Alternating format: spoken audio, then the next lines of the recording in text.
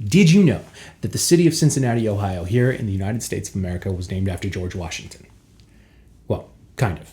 See, the city of Cincinnati lay along the Ohio River, most of which back in George Washington's days was an unincorporated area that was heavily disputed over by the British, French, and Native Americans. This area was called the Northwest Territory.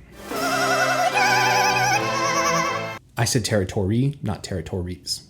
Now, after the British got their handed to them, John Adams, John Jay, and Benjamin Franklin made the Redcoats agree to hand over this area in the Treaty of Paris of 1783, which officially ended the American quest for independence. This guy, Arthur St. Clair, became the first governor of the Northwest Territory in 1787.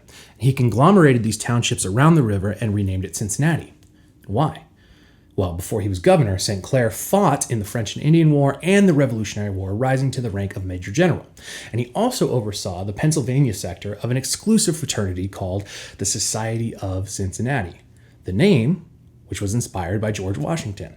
See, in the 1700s, it was really cool to read Latin and know everything about ancient Rome.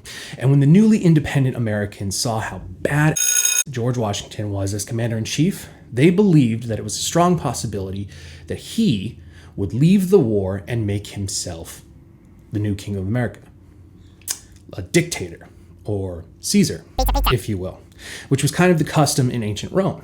When there was a battle to be fought, military generals could rise to the rank of dictator and remain there during wartime and even a little bit afterward, but always reverting power back to the Republican Senate, until this guy came along. However, there was one dude, Lucius Quinctius Cincinnatus, who was called up to be a military dictator in 458 BCE. Supposedly, he beat the enemy in a little over 2 weeks and immediately went back to his farm, giving power back to the Senate. So he became the embodiment of republicanism, which is what America was really striving for, more or less. So when George Washington defeated the British and resigned his post as commander-in-chief in 1783, and went back to his farm, he became the modern American embodiment of republicanism by relinquishing the possibility of maintaining power. So his admirers referred to him as Cincinnatus. Now that frat, the Society of Cincinnati, intended to set up support systems and network for men who fought in the Revolutionary War, as well as their sons, grandsons, and so on. And because the men who fought alongside George Washington helped to maintain the ideals of republicanism, they pluralized it, the name Cincinnatus, and it became Cincinnati. Because in Latin, if you add an I at the end of a word, it becomes a plural, kind of like adding an S to the end of a word here in English.